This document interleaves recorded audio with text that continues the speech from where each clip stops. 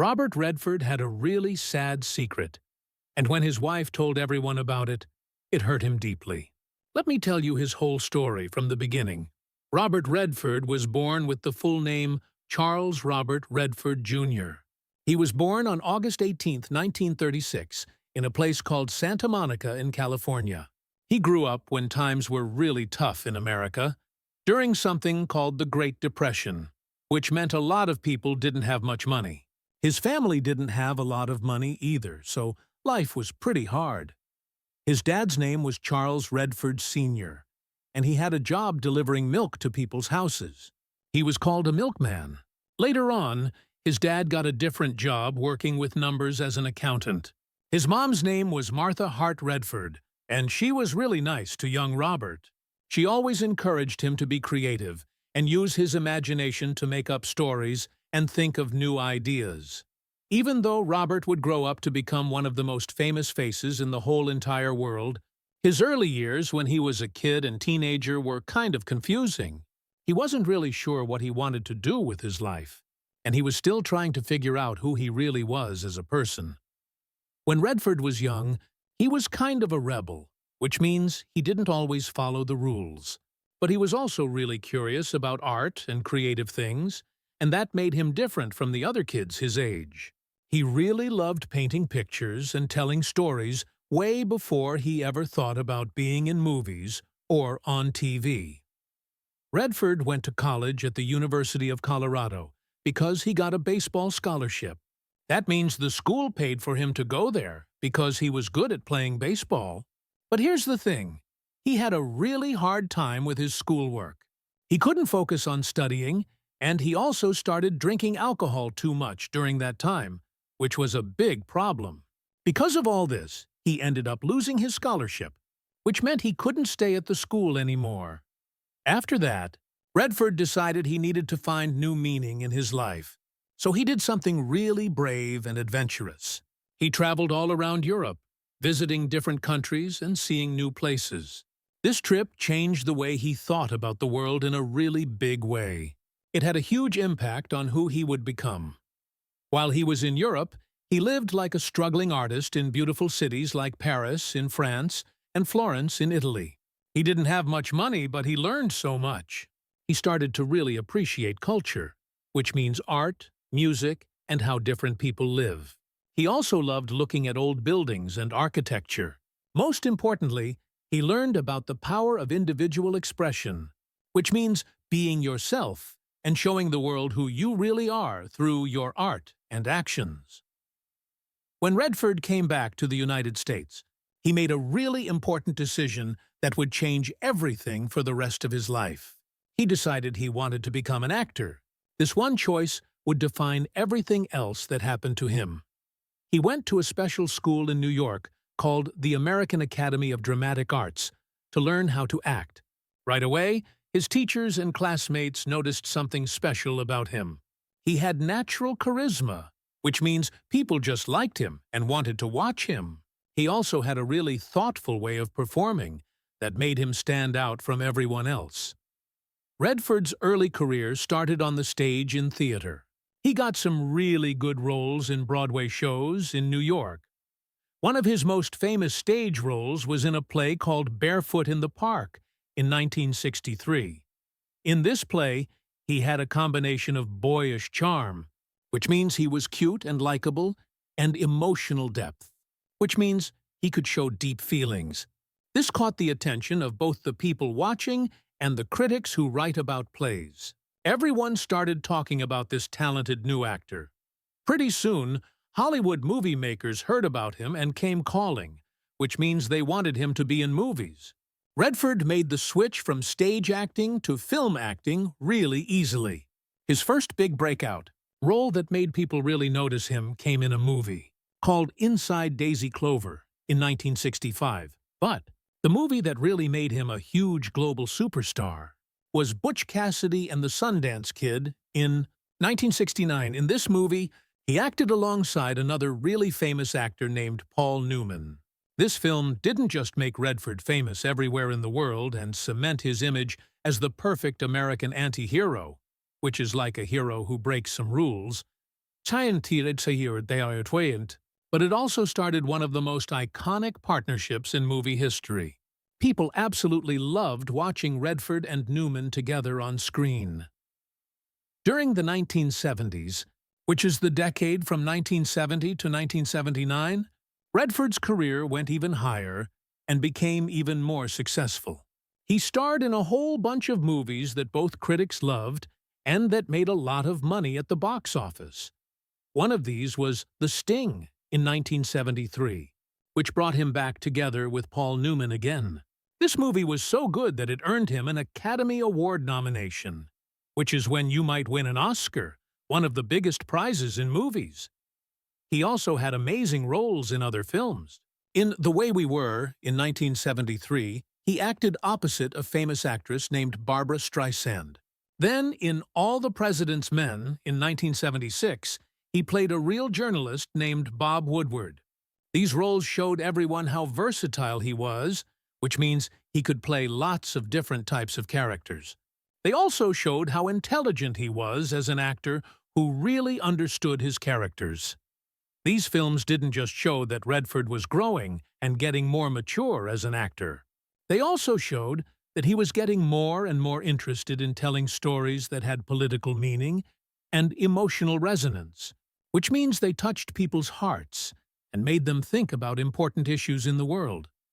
Besides just acting in movies, Redford also developed a really strong passion for directing movies and producing them, which means being in charge of making movies. His very first movie that he directed was called Ordinary People in 1980, and it was a huge triumph, which means it was incredibly successful. This movie won 4 Academy Awards, including the 2 biggest ones, Best Picture and Best Director.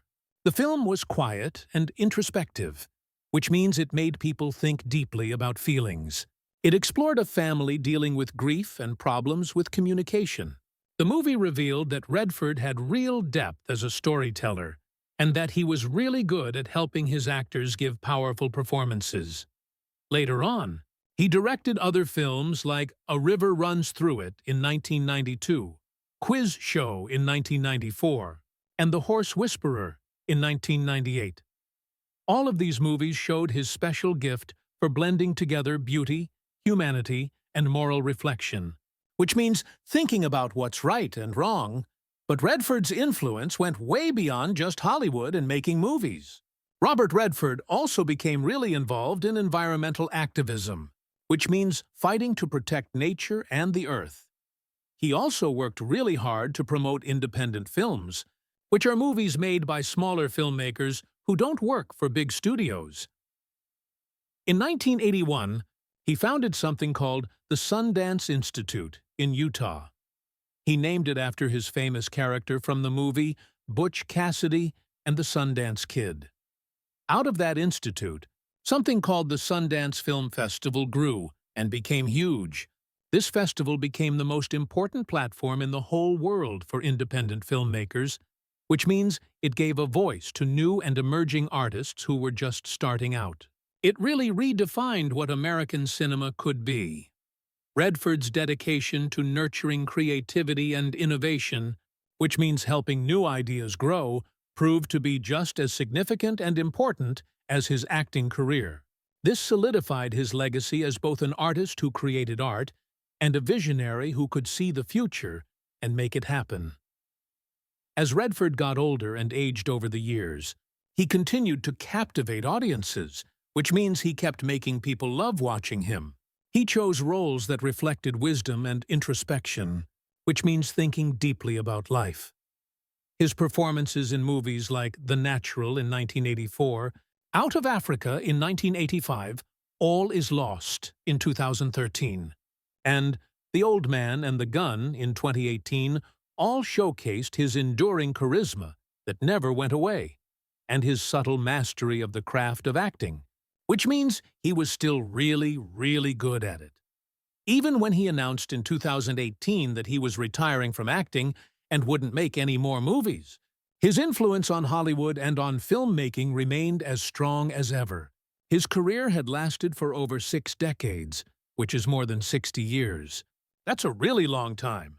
Yet through all those years and all that fame, his authenticity never wavered, which means he stayed true to himself and never became fake. He remained at heart a storyteller who was driven by curiosity, which means wanting to know and learn things, by conscience, which means knowing right from wrong, and by compassion, which means caring deeply about other people.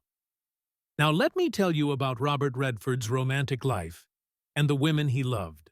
His love life has been a reflection of the deep and evolving complexity that often characterized his artistic and personal journey, which means his relationships showed how complicated and changing his life was, just like his art. His marriages, first to a woman named Lola van Wagenen and later to a woman named Sibylle Sagars, represent two totally distinct eras in his life. They were like two different chapters in his story. One marriage was rooted in youth, ambition, and the building of a family when he was young and just starting out. The other marriage was grounded in maturity, reflection, and a search for peace and creative balance when he was much older and wiser. Both of these women played really significant roles in shaping the man behind the icon, which means they helped make him who he was. They helped to illuminate the human side, or show the real person, behind a figure who was often known for his stoic reserve and mystique. That means people thought of him as quiet, mysterious, and hard to read. Redford's first marriage to Lola van Wagenen began in 1958, which was at a time when he was still an aspiring young actor who was struggling to find his place in the world. He was just trying to figure out how to make it and become successful. Lola was a bright and independent-minded woman from a place called Provo in Utah. She shared a lot of the same values as Redford, which means they believed in the same important things. They especially both believed in education, which means learning and going to school. They both believed in environmental awareness, which means caring about protecting nature. And they both believed in social responsibility, which means helping other people and making the world better. Their marriage was not a Hollywood arrangement, which means it wasn't fake or just for show like some celebrity marriages. Instead, it was a real partnership that was born out of genuine affection and shared ideals. That means they really cared about each other and wanted the same things in life. The couple eloped quietly, which means they got married secretly without a big wedding, and they did it far away from all the glitz of show business. This reflected Redford's lifelong preference for privacy and authenticity, which means he always wanted to keep his personal life private and be real instead of putting on a show. Together, Robert and Lola built a family that would become the emotional center of Redford's entire life. This family was the most important thing to him. They raised 4 children together. Their names were Scott, Shauna, David, and Amy. They raised these kids in an environment that emphasized creativity, intellect, and grounded values. That means they taught their children to be creative, smart, and to understand what really matters in life. But their years together were not without hardship, which means they had some really difficult and painful times, too. Redford's career took off rapidly during the 1960s and 1970s. Movies like Butch Cassidy and the Sundance Kid, The Sting, and All the President's Men catapulted him into international stardom, which means they shot him up to being super famous all around the world. While Lola supported him steadfastly, which means she stood by him and helped him the whole time. The fame brought pressures that very few couples could withstand or survive. Redford was often away from home on location shooting movies, and he was totally immersed in demanding roles, which means he had to focus completely on playing his characters. Meanwhile, Lola was back home managing much of the family life all by herself. She also engaged in her own pursuits, which means she did her own things too. She earned a PhD, which is the highest degree you can get in American history. Later, she became an activist and documentary producer, making her own films, despite their shared commitment to each other and their children, which means even though they both promised to love each other and take care of their kids. The strains of distance, fame, and differing professional trajectories began to take their toll. That means being apart so much, dealing with being famous, and having different careers started to hurt their marriage and make things really hard. After nearly 3 decades together, which is almost 30 years, and that's a really long time, their marriage ended in divorce in 1985. It was a deeply personal and painful transition for Redford, which means it hurt him a lot inside and was a really hard change to go through. This divorce left him feeling introspective, which means he spent a lot of time thinking deeply about his life and what went wrong. But he was also determined to find balance and peace in his later years, which means he really wanted to find a way to be happy and calm. Yet even after their separation, when they weren't together anymore as a married couple, both Redford and Lola continued to express mutual respect and appreciation for the years they had shared together and for the family they had built together. They still cared about each other in their own way. After many years of remaining single and not being married to anyone, Redford focused on his work with the Sundance Institute, which was his film organization. He also focused on environmental causes, which means working to protect nature, and on independent filmmaking, which means helping smaller movie makers. Then Redford found lasting companionship with a woman named Sibylle Zaggers. She was a German-born multimedia artist, which means she was from Germany and made art using different types of media. Her spiritual and creative sensibilities resonated deeply with his own, which means the way she thought about spiritual things and creative things really connected with how he thought about them too. The two of them met in the 1990s. They were drawn together by a shared love for art, nature, and the pursuit of meaningful expression, which means they both loved art, loved nature, and wanted to express themselves in ways that really meant something important. Zagar's work as an artist was often centered on the relationship between humans and the environment, which means she made art about how people and nature are connected. This echoed Redford's lifelong dedication to ecological and social themes, which means it matched perfectly with how he had always cared about nature and society. Their bond developed gradually over time, which means their connection grew slowly and naturally.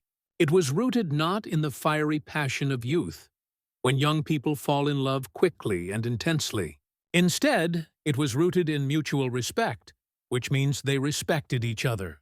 It was rooted in shared creativity, which means they both loved making art. And it was rooted in a profound understanding of life's impermanence and beauty, which means they both deeply understood that life doesn't last forever, but is beautiful anyway. In 2009, after more than a decade together, which means more than 10 years of being a couple, Robert Redford and Sibylle Zaggers were married in a private ceremony. The wedding happened at a place called the Louis C. Jacob Hotel in Hamburg, Germany. The wedding was intimate, which means it was small and personal with just a few people there. It was attended by close family and friends only. This wedding symbolized not just a union of two people getting married, but a joining of artistic spirits, which means it was like two creative souls becoming one. Their life together in Sundance, Utah, amidst the mountains and wilderness that Redford has long cherished and loved, has been marked by tranquility and artistic collaboration. That means their life together has been peaceful and calm, and they've worked together on creative projects. Zaggers continues her work as an environmental artist, making art about nature. And Redford has often spoken publicly about how her creativity and spiritual outlook have inspired him and grounded him in his later years. That means her art and the way she thinks about spiritual things have given him new ideas and helped him feel more stable and peaceful as he got older. Now here's the really sad part of the story. Tragic secrets cost Robert Redford a lot of pain in his life and career. He died when his wife revealed the truth about these secrets.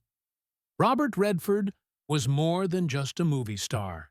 He was a symbol of grace, integrity, and cinematic excellence, which means he represented being classy, honest, and being the best at movies.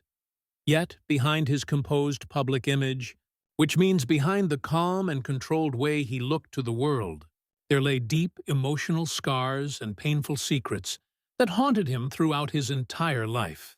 That means there were hidden hurts and secrets that bothered him and made him sad for his whole life. Though he built an extraordinary and amazing career as an actor, director, and producer, his private world that nobody saw was filled with tragedy, guilt, and heartbreak. That means his personal life had really sad things happen, and he felt guilty and had his heart broken.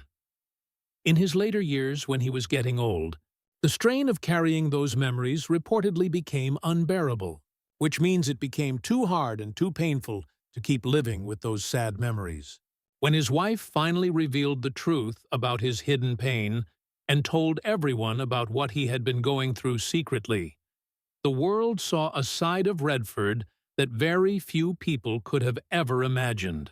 Nobody knew he had been suffering so much inside. From an early age, when he was just a young person, Redford felt both blessed and burdened by a strong sense of ambition. That means he felt lucky to want to do great things, but it also felt like a heavy weight. "I wanted to be someone who mattered," he once said, reflecting on his youth and thinking back about when he was young. But the pressure he put on himself to be successful would soon intertwine with a series of tragedies that would follow him for decades. That means the pressure he felt got mixed up with really sad things that happened. And these things stayed with him for many, many years. One of the deepest wounds of his life, which means one of the things that hurt him the most, came very early. It was the death of his firstborn child, his first baby, named Scott. Scott passed away from something called sudden infant death syndrome, which people call SIDS for short. This is when a baby dies suddenly for no clear reason. Scott was just 2.5 months old when he died. That's barely any time at all, just a tiny baby. Redford rarely spoke about this tragedy publicly, which means he almost never talked about it where people could hear. But when he did talk about it, the pain in his words was unmistakable. You could really, really tell how much it hurt him. "You never get over something like that," he admitted honestly. "You just learn to live with it, but it changes you forever." That means you never stop hurting from it. You just figure out how to keep going, but you're never the same person again. This devastating loss, which means this terrible thing that happened when he lost his baby, shaped his outlook on family, fame, and the fragility of life. That means it changed the way he thought about his family, about being famous, and about how life can end so quickly and easily. Behind every smile he gave on camera when he was acting in movies, there lingered a grief that never truly faded. That means even when he looked happy, there was always sadness hiding behind it that never completely went away as Redford's career took off in the 1960s and 1970s. With classic movies like Butch Cassidy and the Sundance Kid, The Sting, and All the President's Men, he became one of Hollywood's most admired leading men. Everyone looked up to him and respected him so much. Yet the fame that brought him global recognition and made everyone around the world know who he was also alienated him from those he loved most. That means becoming so famous actually made him feel more alone and separated from the people he cared about the most. "Fame is a mask that can suffocate you," he once confessed, which means he admitted this truth. You start losing sight of who you really are. That means when you're famous, you can start to forget your true self. The success he had worked so hard to achieve came with an unbearable loneliness. That means even though he became successful like he wanted, it made him feel terribly alone. The perfectionist in him demanded control, which means the part of him that wanted everything to be perfect wanted to be in charge of everything. But life repeatedly reminded him how little control he truly had. Life kept showing him over and over that he actually couldn't control most things. Redford's marriage to his first wife, Lola Van Wagenen, also carried its share of strain and sadness. That means their marriage also had its own problems and painful times. Though the couple shared 4 children together, and many meaningful years that mattered a lot to them, the pressures of fame and the aftershocks of their child's death eventually tore them apart. That means the stress of being famous and the continuing pain from losing their baby Scott finally destroyed their marriage. We grew in different directions. Redford reflected quietly in later interviews when he talked about it years afterwards. Sometimes love isn't enough to keep 2 people together. That means sometimes even when 2 people love each other, they change and become different people, and love alone can't keep them married. Their divorce in 1985 was painful for both of them, but it was a step Redford felt was necessary to find peace. He thought he had to do it to find some calmness in his life. But peace would remain elusive for him for much of his life, which means he would keep looking for peace and calmness for a really long time and have trouble finding it. Later on, he found new companionship with the artist Sibylle Sagers, whom he married in 2009 after more than a decade together, which means after being together for more than 10 years before getting married. For a time, it seemed that Redford had finally found serenity in love, nature, and creativity. That means for a while, it looked like he had finally found peace and calmness through being in love, being in nature, and being creative. But even in the quiet moments of his later years when things seemed calm, the ghosts of his past never truly left him.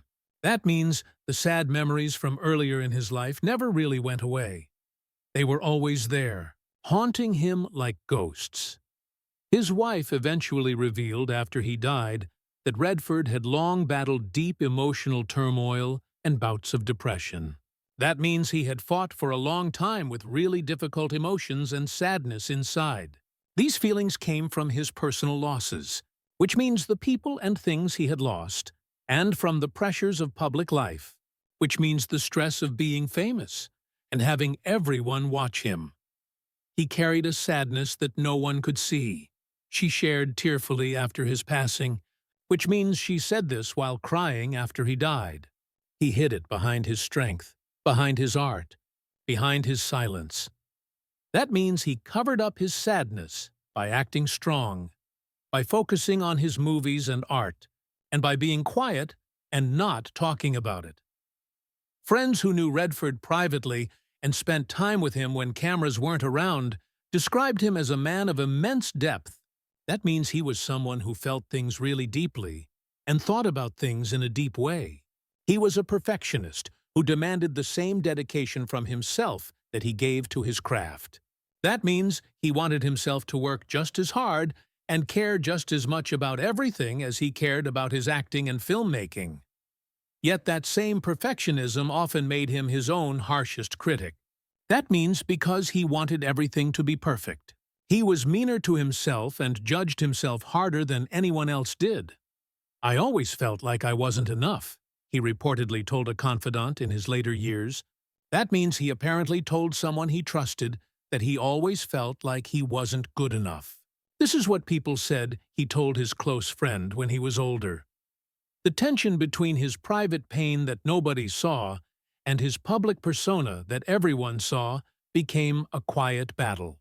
That means the fight between his secret sadness and the strong, calm person everyone thought he was turned into a struggle that nobody knew about.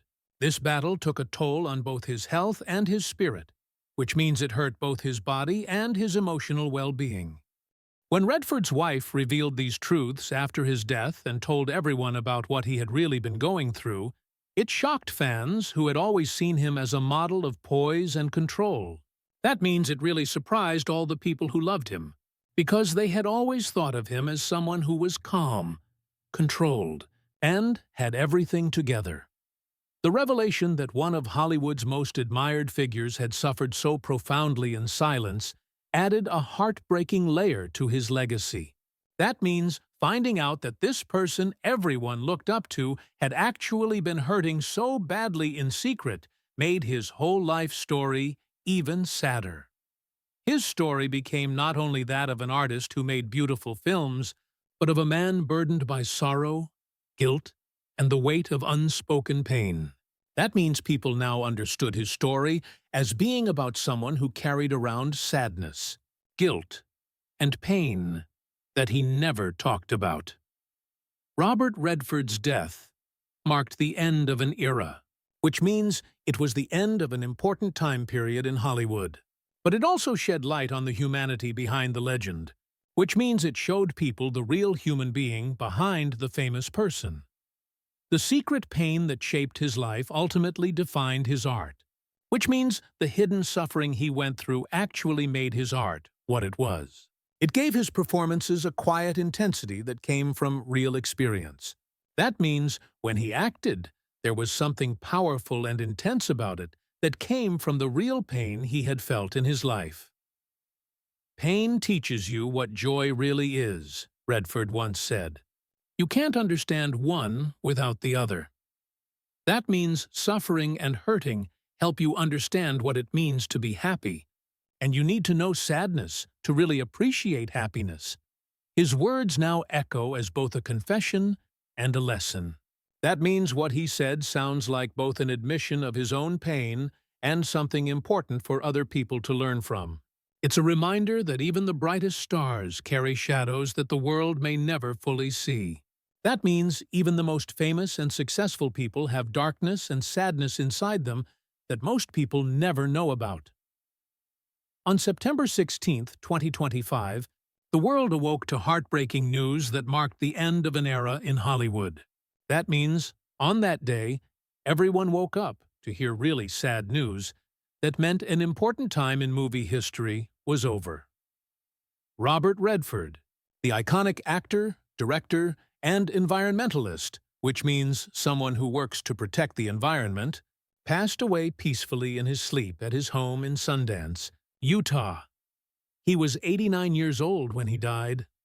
The news sent shockwaves through the entertainment industry and beyond, which means it shocked everyone who worked in movies and TV, and also shocked people everywhere else, too. Millions of admirers around the world mourned the loss of a man who had come to represent integrity, artistic vision, and timeless charm. That means millions of people who looked up to him felt sad about losing someone who stood for honesty, creative vision, and charm that never went out of style. Redford's death was confirmed by his family, which means his family officially announced it and said it was true. They shared that he had been surrounded by loved ones in his final days, which means in the last days before he died, the people who loved him were with him. He was resting comfortably in the mountain retreat that had long been his sanctuary. That means he was resting peacefully in his mountain home that had always been his special safe place where he felt calm. This was the very place that bore his creative legacy, Sundance. That means this was the place that carried his creative impact and everything he had built. News of his death drew tributes from all corners of the world.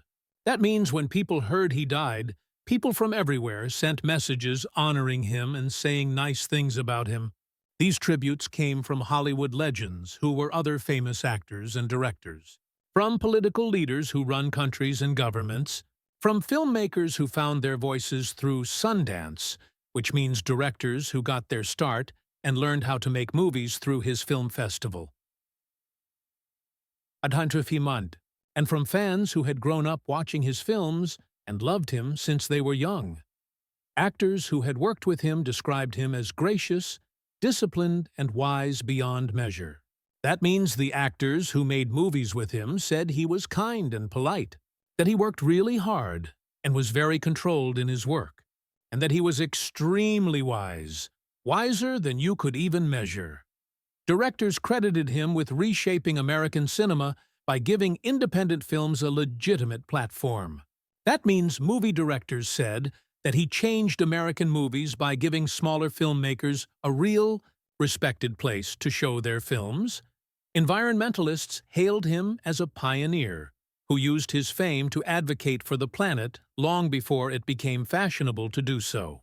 That means People who worked to protect the environment called him a trailblazer, who used his fame to speak up for protecting the Earth way before it became popular or cool to do that.